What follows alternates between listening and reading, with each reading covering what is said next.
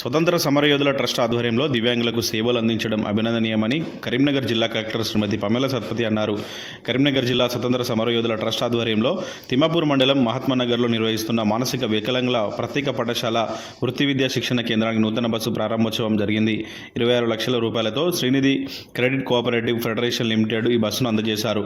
ఈ కార్యక్రమానికి జిల్లా కలెక్టర్ పమేల సత్పతి ముఖ్య అతిథిగా హాజరై బస్సును ప్రారంభించి మానసిక విద్యార్థులకు కలిసి ప్రయాణించారు. ఈ సందర్భంగా ఏర్పాటు చేసిన కార్యక్రమంలో ఆమె మాట్లాడుతూ మానసిక వికలాంగుల పాఠశాలను వృత్తి విద్యా కేంద్రాన్ని స్థాపించి ట్రస్టు సభ్యులు నిర్విరామంగా దశాబ్దాల పాటు సేవలు అందించడం అభినందనీయమని అన్నారు. దివ్యాంగుల మానసిక వికాసానికి కృషి చేస్తున్న ఉపాధ్యాయులు సిబ్బందిని కొనియాడారు.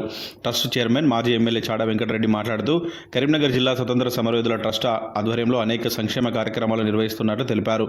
మానసిక వికలాంగుల పాఠశాలలో 130 మంది విద్యార్థులు చదువుతున్నారని, 40 మంది ఉపాధి పొందుతున్నారని తెలిపారు. ట్రస్ట్ ఆధ్వర్యంలో వైద్య శిబిరం ఏర్పాటు చేసి 136 మంది కంటి ఆపరేషన్లు చేయించామని తెలిపారు. ఈ సందర్భంగా మానసిక వికలాంగుల పాఠశాల విద్యార్థుల నృత్య ప్రదర్శనలు ఆకట్టుకున్నాయి. ఈ కార్యక్రమంలో Srinidhi credit cooperative federation limited DGM CH Venkatareddy, board director Tirumala, trust వ్యవస్థాపకులు బి వెంకటయ్య, ట్రస్టు సభ్యులు, ప్రిన్సిపాల్ తదితరులు పాల్గొన్నారు.